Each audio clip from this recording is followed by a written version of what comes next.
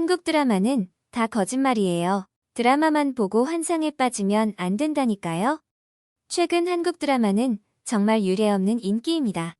한참 한류 열풍이 불던 때 아시아의 몇몇 지역에서만 드라마의 인기를 실감할 수 있었는데요. 요즘은 다양해진 OTT로 전 세계적으로 인기를 얻고 있습니다. 탄탄한 스토리와 화려한 스케일은 전 세계 시청자들을 사로잡고 있습니다. 여러 OTT의 새로운 한국 드라마가 공개될 때마다 상위권에 랭크되고 있는데요. 이렇게 수치적으로 인기를 실감할 수도 있지만 실제 한국 드라마에 빠져 사는 외국인들이 많다고 하죠. 캐나다에서도 한국 드라마의 인기를 실감할 수 있습니다. 심지어는 한국 드라마에 대한 이야기를 나누는 클럽이나 소모임 등이 있을 정도입니다. 하퍼도 소모임의 한 멤버였는데요. 하퍼는 한국 드라마를 보며 울고 웃고 설레고 그냥 다 좋다고 합니다. 그런 하퍼에게 한국에서 2년간 지낼 수 있는 절호의 기회가 생겨 한국에 오게 되었습니다. 그런데 생각했던 것과 달리 한국에 대해 많이 실망했다고 하죠. 도대체 하퍼는 어떤 일을 겪었던 것일까요? 해외 커뮤니티와 SNS를 바탕으로 재구성한 하퍼의 한국 생활에 대해서 살펴보겠습니다. 안녕하세요. 저는 캐나다 캘거리에서 온 하퍼입니다. 지금은 한국의 부산에서 살고 있습니다. 해외 파견 근무에 지원을 해 한국에 오게 되었죠. 저는 한국 드라마를 엄청 좋아해서 즐겨보고 있었는데 마침 회사에서 한국에 갈 지원자를 모집해 당당히 한국에 오게 되었습니다. 완벽하진 않지만 드라마를 통해 관심을 가지게 된 한국어를 열심히 연습했습니다. 드라마를 자막 없이, 더빙 없이 보고 싶다는 생각을 많이 했었죠. 그 덕분에 저는 좋은 성적으로 파견 근무직에 뽑힐 수 있었습니다. 물론 한국이 아니었다고 하더라도 지원해서 도전했을 것 같아요. 저는 경험과 도전을 좋아하는 편입니다. 그런데 제가 가는 곳이 한국이라니 더할 나위 없이 완벽한 시나리오였습니다. 단순히 드라마만 좋아하던 제가 이렇게 한국에 오게 되다니 처음에는 기대 반 설렘 반이었습니다. 드라마를 너무 많이 봐서일까요?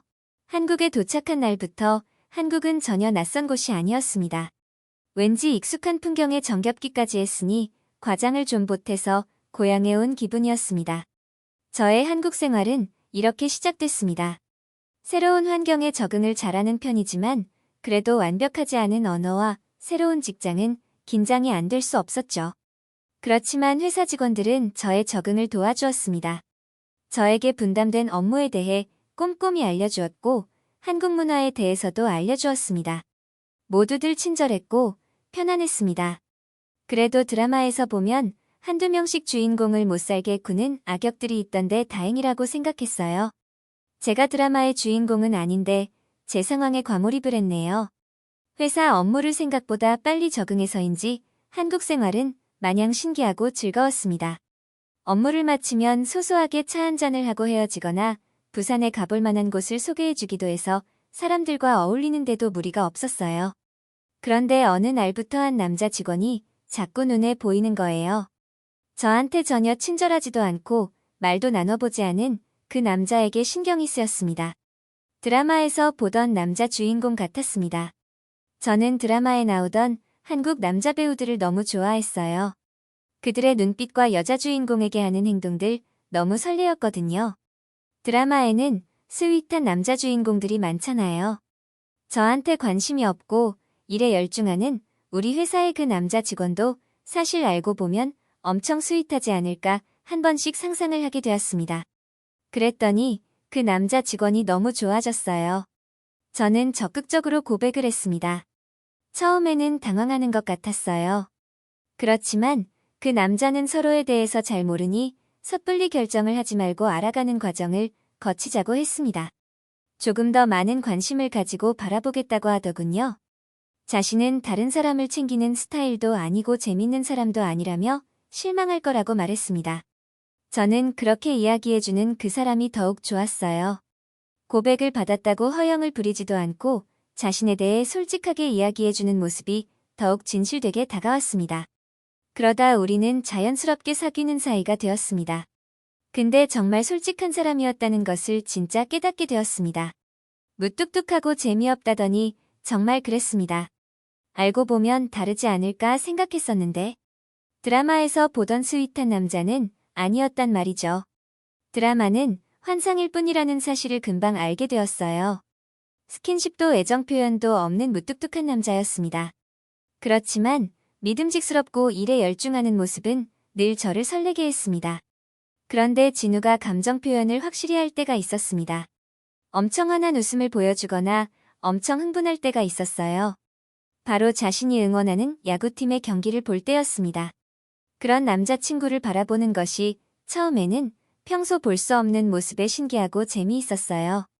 저도 야구를 아주 싫어하지는 않았지만 열정적인 편이 아니었기 때문에 야구에 빠져 사는 남자친구의 서운한 감정이 생길 때도 있었습니다. 그렇지만 한편으로는 이해를 했습니다. 저도 드라마에 빠져 과몰입을 하는 경우가 많았기 때문에 자신의 감정에 얼마나 많은 영향을 미치는지에 대해서 알고 있었습니다. 그런데 알면 알수록 너무하다는 생각이 들었죠. 응원하는 팀이 지면 뾰로통해지면서 금세 기분이 안 좋아져요. 그러고는 분석가인 마냥 하이라이트를 돌려보고 또 돌려보고 너무나 열정적이었습니다. 팀이 이기면 영락없이 기분 좋은 모습입니다. 아니 근데 왜 이렇게 자주 경기에 지는지 경기 시작 전에 진우를 위해 이겨달라고 기도하고는 했어요. 기도가 부족했는지 잘 안 들어주더군요. 진지하게 응원하는 팀을 바꿔보면 어떻겠냐고 제안하기도 했을 정도였죠. 절대 그럴 수 없다며 배신이라고 이야기할 정도니 제가 포기했습니다. 자연스레 우리의 데이트 코스는 야구장일 때가 많았습니다. 저도 자주 이야기를 듣고 결과에 관심을 가지며 야구장에 함께 가다 보니 자연스레 팬이 되긴 했습니다. 그런데 그건 온전히 진우와 함께하고 싶어서였어요. 그래도 야구장은 재미있었습니다. 신나는 응원 문화도 마음에 들었고 사람들의 열정적인 모습을 보는 것도 좋았습니다. 선수들의 경기 플레이도 좋았습니다. 빠던이라고 하는 제스처에 묘한 쾌감을 느꼈습니다. 진우는 한국 야구의 빠던을 알면 이미 열성적인 팬이라며 놀리곤 했습니다. 그러나 그중 가장 좋은 건 야구장에서의 진우 모습이었습니다. 제일 신나하고 생기 있었기 때문이죠. 야구 외에는 저에게 도통 관심을 주는 것 같지 않아 서운함이 쌓여갈 때쯤 불만을 이야기했었어요. 날 좋아하긴 하는 건지 고백을 받았기에 어쩔 수 없는 건지 이기는 경기를 바라볼 때처럼 날 바라봐주라며 이야기했습니다. 깜짝 놀라며 절대 오해를 하지 않았으면 좋겠다고 하더군요. 그렇게 생각하고 있는지 몰랐는데 말해줘서 고맙다고 이야기했습니다. 야구는 워낙 오랫동안 삶의 일부였기 때문에 몰입을 했던 것 같은데 제가 싫으면 보는 걸 줄이겠다고 했습니다. 그건 아니었어요. 저에게 드라마를 줄이라는 것과 같은 것 아니겠어요? 이해를 할 수 있었죠. 야구와 일을 하는 것 외에는 도대체 열정적인 것이 없었죠. 먼저 스킨십을 하는 일도 애교를 부리는 일도 전혀 없었습니다. 아마 무뚝뚝하기로는 세계 1등이 아닐까 싶을 정도로요. 그래도 그에게서 느껴지는 편안함이 다른 서운한 감정을 대신할 수 있어 진우와 함께하는 것은 늘 좋았습니다. 어느 날 또 야구장에 갔을 때의 일이었어요. 제가 야구장에서 재밌어하던 것 중 하나는 키스타임이었어요. 적극적으로 하는 사람들, 쑥스러워 마지못해 하는 사람들, 가끔 서로 모르는 사람들이 잡혀 난감해하는 모습은 늘 웃음을 선사했습니다. 저는 진우에게 우리도 카메라에 잡히면 어떻게 할 건지 물어본 적이 있었어요. 자기는 부끄러워서 절대 못한다고 이야기했습니다. 저는 얼마나 재미있는 이벤트냐 평생 추억이 될 것 같다 이야기했죠. 서운했지만 진우의 성격을 워낙 잘 알기 때문에 또 이해하고 넘어갔습니다. 그렇게 우리는 함께하는 시간을 늘려가며 서로에게 더욱 의미 있는 관계가 되고 있었습니다. 그러나 파견 근무가 끝이 나고 있었고 앞으로의 제 미래에 대해서 고민을 할 시기가 되었습니다.